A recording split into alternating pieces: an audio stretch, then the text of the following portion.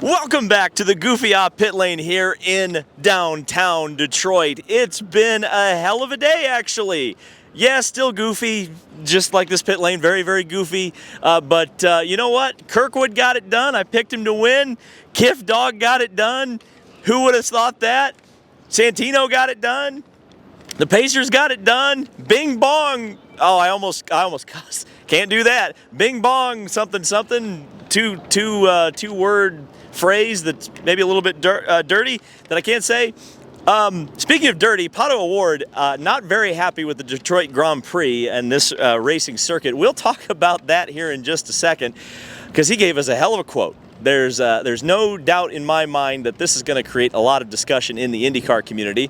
We'll get to that in just a second. If you enjoy IndyCar content, if you enjoy auto racing content, if you enjoy the fact that I come out to these races and cover them in person, I do quite enjoy it. You should subscribe, like the video, and comment. Each one of those things is free to do, and it's awesome. So, I mentioned the chaos. This was definitely a less chaotic race than it was last year, and I'm pretty sure it was a less chaotic race than it was the first year. Now, I don't really remember the first year race. I'm going to be honest. I think I fell asleep midway through it because I was jet lagged from going to France, which, by the way, I'm doing again this year.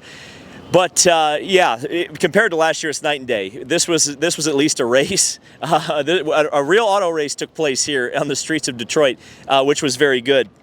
And Kyle Kirkwood was just the man all weekend. And I was a little bit worried I was going to 93 accurate him and jinx him by picking him. That did not happen. Kyle Kirkwood was just bad fast the entire week here in Detroit. Qualified third with a broken toe link. I mean, come on. What did you expect? But drove through the field a couple of times, made passes. Again, I think this was a fairly entertaining race from that perspective. But I wanted to ask Kyle, and I did so in the post-race press conference, where that confidence came from and how he used that confidence to win today's race. You were talking about some of those big sends and low percentage moves, but you had the pace all weekend. I mean, you qualified third with a broken toe link, right? So, talk about how much confidence you drove with this weekend. A lot. Yeah, that's a good question. A lot of confidence, and anything less than a win would have been a disappointment for me this weekend. And I was doing everything in my power to make sure that we got that win. And I was disappointed with qualifying with the pace. You never want. It's rare that you get weekends like this in IndyCar where you feel like you have a car that is 100% capable of winning in every situation that you have, and you don't want them to go to waste. And I made sure that was not the case here today. And let's take a look at the results of the Chevrolet Detroit Grand Prix. It's the Honda of Kyle Kirkwood winning the race. We just talked about how good Kyle was. I mean, it was a masterful performance from Kyle Kirkwood to win his second street course race of the year. Only two winners in IndyCar this year. Santino Ferrucci, we'll talk about him a little bit later, but that was just an absolutely excellent stroke of luck for the AJ Foyt Racing team. But Santino had the skills to keep that machine up at the front. Colton Herta was the pole sitter. He finished in the third spot for Andretti Global. So again, Colton, I guess the good news with Colton is that he was able to bring it home, but was not able to bring home a win. Will Power, you'll hear from him later on in the video. With this battle with Colton Herta towards the end of it, felt like the torque of his engine wasn't quite up to snuff with the Honda. That's kind of the difference between the Chevy and the Honda. The Honda has a lot of torque. That's why you see them good on street courses. The Chevy has top-end speed. Kiff and Simpson, you'll also hear from him later. A fifth place finish, his best career finish for the Kiff dog. Marcus Armstrong had an eventful day to get to sixth spot, but that was a great day for the Meyer-Shank Racing team. Pato O'Ward, not very happy with his seventh place finish, but he drove up from 18th position. You'll hear a lot more from him later in this video. Christian Lundgaard was a hero on lap one, not quite a hero in the standings, finishing 8th. Joseph Newgarden gets a top 10, which isn't the best result in the world, but certainly better than his 24th starting position. And Alexander Rossi rounds out the top 10. Scott Dixon in 11th. Scott McLaughlin got the chrome horn out on Nolan Siegel, knocked him halfway across the world. I think he almost was trying to get him to Canada, but McLaughlin brings it home 12th. Marcus Ericsson, an unlucky 13th. David Malukas got a penalty for crashing none other than Alex Palou. Stingray Robb in the 15th spot. Robert Schwartzman in 16th. Connor Daly, a miserable weekend for him, at least ends congratulations in positive field position on the racetrack. Jacob Abel with his best career IndyCar finish in 18th. Nolan Siegel, I mentioned him already, was a bit of a pinball at points. Graham Rahal, man, what happened to Graham? Oh yeah, it was the wheel nut that was stuck on his race car. Felix Rosenquist, really happy to report that Felix is okay after a dramatic crash with Louis Foster when Foster's suspension failed. Thankfully, Felix all okay. Devlin DeFrancesco out of the race with another mechanical failure. Really bad day for mechanical failures with the Rahal team. Christian Rasmussen got into the wall. I assume that's why his car is listed as a mechanical retirement. Alex Palou into the wall. But of course he still has a tremendous championship lead. But yeah, not a good day for Alex Palou. The curse of winning the Indy 500 and coming back to Detroit is in play once again. Callum Ilott, a very heavy crash. Thankfully he was okay. Got to speak to him very briefly on the pit lane, so good to see Callum okay. And Rinus VeeKay, if it walks like a duck and quacks like a duck, or a Pato perhaps, sure sounded like an engine failure with Rinus there in the final position after starting in the 6th spot.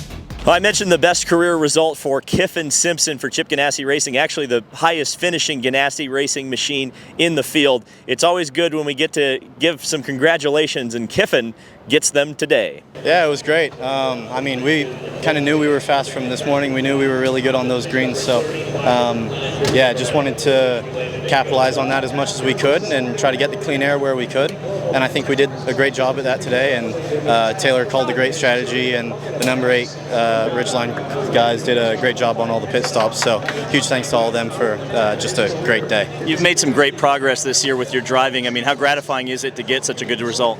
Yeah, it's awesome. To finally get some solid results in, I'm super happy about it. I felt like last year we had a lot of potential to have some good results, but we just never really got it done. But this year it's been really solid. We've executed well, and looking forward to what else this year has to offer.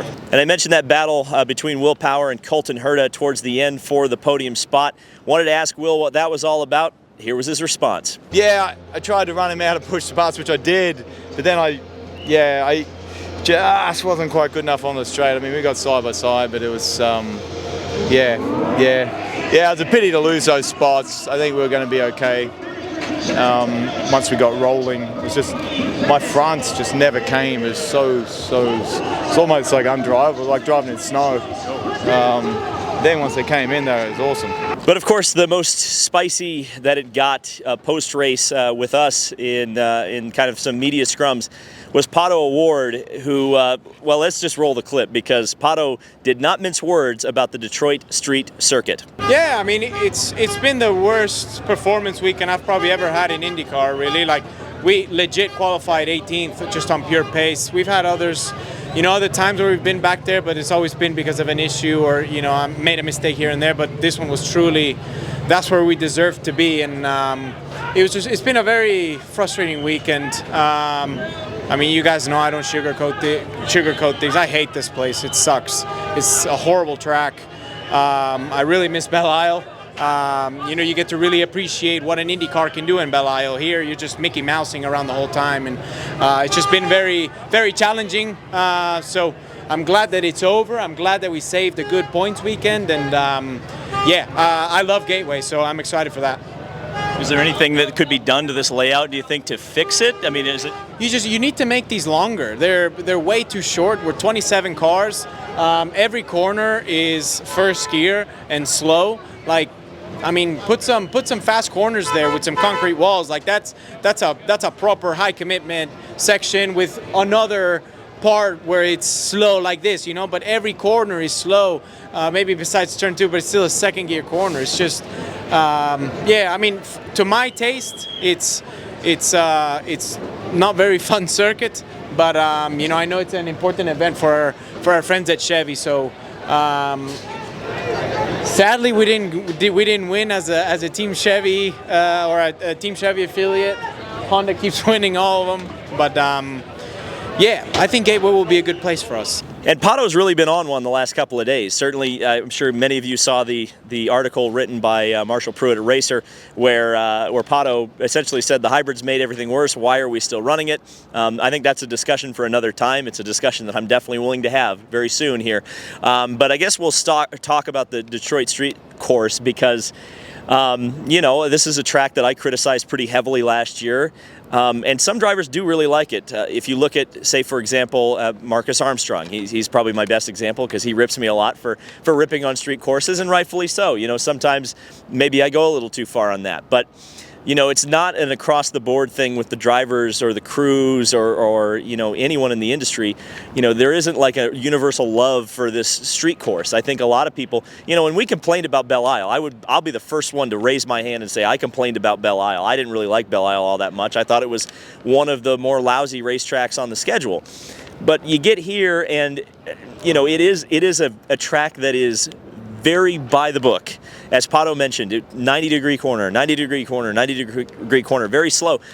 But I guess I would say, to the opposite of Pato's point, this is probably exactly the type of track where you can race with a heavier car that has a hybrid on it, and it'll be a little more exciting. I mean, you look at the IMSA race yesterday, that was fantastic. Those are heavy cars with hybrids attached to them.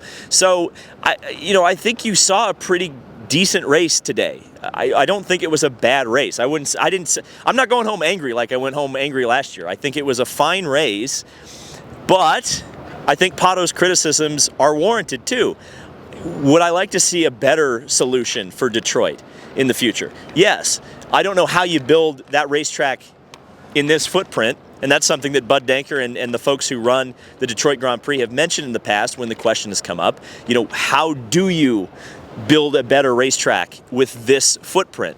And that's where you kind of get into the discussion of, could you move the footprint? You know, there's always talk about the Renaissance Center, which is just behind us, or at least behind you, in front of me in the camera shot. You know, there's been the rumors the last couple of years that the Renaissance Center will be torn down, something else going up there, or maybe nothing going up there. If that happens, why are we doing the race here? So I understand the discussion. I don't know if going back to Belle Isle is realistic, but of course, you know, the fanboy in me wants to say go back to Michigan International Speedway. I know that's just about as realistic, if not less realistic than going to Belle Isle. But I still think you need to have a presence in Michigan. You need to have a presence in the Motor City, if not for just the fact that Chevrolet is a part of this event and such an active partner of the IndyCar series. You know, I think we all understand the business side of it. But I think Pato is right, as a driver, to point out some things that we could do better. And so that's where I would say there.